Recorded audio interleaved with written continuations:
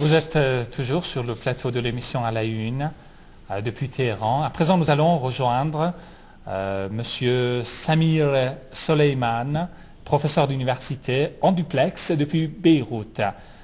Monsieur Soleiman, bonjour. Allô? Bonjour.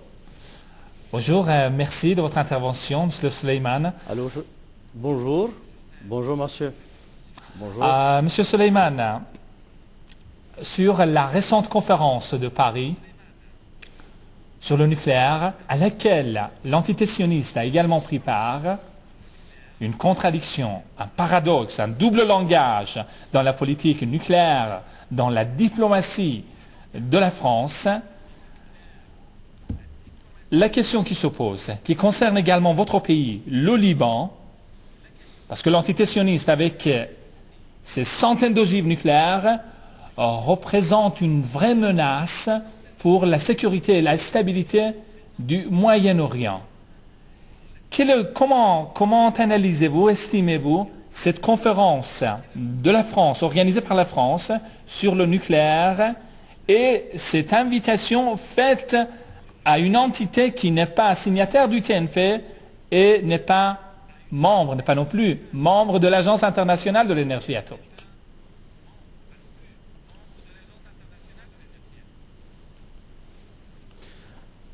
Bismillah ar-Rahman ar-Rahim. Permettez-moi, monsieur, de ne pas voir le sujet sous un angle très localisé, c'est-à-dire Israël, le Liban, les menaces israéliennes contre la région. Permettez-moi de voir un peu au-delà de l'événement pour dire que cette conférence s'entame entre presque la plupart des invités, ce sont des alliés, vous voyez.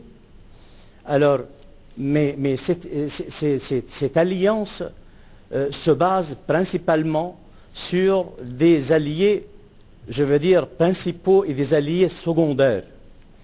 Il y a des invités dans cette conférence qui sont plutôt des invités d'honneur.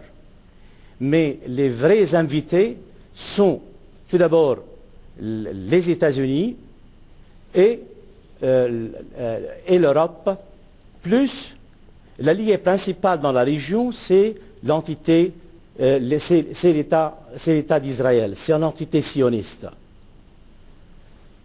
Permettez-moi encore d'ajouter que toutes ces conférences, toutes ces activités qui se déroulent actuellement en Occident, surtout en Europe et principalement en France, ce sont des anneaux de la grande chaîne qui continue à être encerclée depuis du 15e siècle. C'est-à-dire la retrait, si vous voulez, la retrait des musulmans et des arabes de l'Andalousie. Ce qui me fait peur, c'est que toutes ces conférences ne sont pas des indices de force de la part des Occidentaux, de la part de l'institution politique occidentale, pour faire une petite différence, une grande différence si vous voulez, entre la société civile occidentale et l'institution politique et les élites politiques en Occident. Alors, ce qui fait peur, c'est que ce genre d'activités politiques sont continuelles et sont accumulées. Je veux dire qu'après la fin de la guerre froide et l'événement et le drame du 11 septembre 2001, on commence à constater qu'il y a un certain recul dans le monde occidental envers l'obsession, le même projet d'obsession qui était au XIXe siècle et au début du XXe siècle. je veux dire le projet de la colonisation. Je vois dans ce phénomène, je vois je dois signaler quelques manifestations. Tout d'abord, il y a un retour à un genre d'hégémonie politique et domination politique occidentale symbolisée par ce qu'on appelle la victoire du néolibéralisme. Deuxièmement, le retour de la suprématie de cette, je répète, tous ces phénomènes représentent un genre de recul à une idéologie colonialiste où la suprématie occidentale est symbolisée par la civilisation de l'homme blanc se reprend actuellement. Troisièmement, il y a un attachement pathologique à l'obsession d'une menace, parfois réelle, parfois fictive, Monsieur Suleiman, contre la civilisation occidentale et les valeurs occidentales. Monsieur Suleiman. Quatrièmement, et ce qui est dramatique, c'est le recours à la violence. Allô? Où on sème les guerres partout et le sang s'écoule par tout le monde, surtout dans notre région. Monsieur Sami Suleiman, merci pour toutes ces précisions. Restez avec nous, ne nous quittez pas, nous allons vous rejoindre dans quelques instants. Alors, rebonjour, Monsieur Suleiman.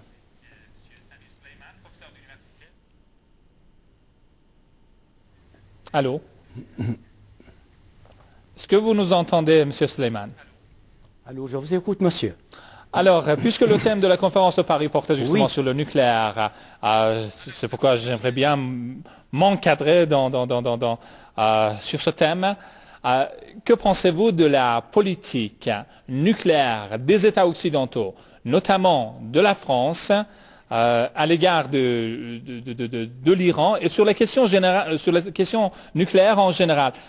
Soyez abrégé, s'il vous plaît, Monsieur Suleiman, en 2 minutes, s'il vous plaît. Autant que possible. Permettez-moi de revenir. Excusez-moi parce que je ne suis pas en train de commenter l'événement de la conférence, mais je me concentre surtout sur ce qui se passe derrière, c'est-à-dire sur la philosophie de ce genre d'activité. C'est pourquoi je ne voudrais pas parler d'une politique française, de la politique de la France. Je voudrais parler sur un front international qui se base contre ce qu'on appelle la question du nucléaire iranien. C'est un front. C'est un front stratégique contre ce dossier, comme on l'appelle ici dans le monde arabe. Je crois que dans les années 60 et 70 du siècle dernier, on a commencé à parler au Moyen-Orient d'un Occident divisé, c'est-à-dire d'un Occident divisé entre l'Europe et les intérêts européens et les intérêts des États-Unis. Ce que je vois actuellement, que ce point de vue qui s'est propagé à cet âge-là, actuellement, on prouve actuellement, concrètement, que ce point de vue est faux. Merci. L'Occident, actuellement, se propose comme en étant une entité tout entière, une entité sur un seul projet. Monsieur Sami Suleiman. Je prends en considération, il y a parfois un paradoxe entre les intérêts et les idéologies. Merci beaucoup. Je vois, à travers ce front qui se constitue, que l'idéologie revient à nouveau. Monsieur Sami Suleiman. Et cette idéologie, c'est elle qui constituent les fondements. Merci infiniment, Monsieur Salimi Soleiman. Des stratégies et des politiques de l'institution occidentale envers notre religion. Je vous remercie infiniment, Monsieur Sami Soleiman, professeur d'université en duplex depuis Beyrouth. Merci et à très bientôt. Merci d'être avec nous pour cette émission à la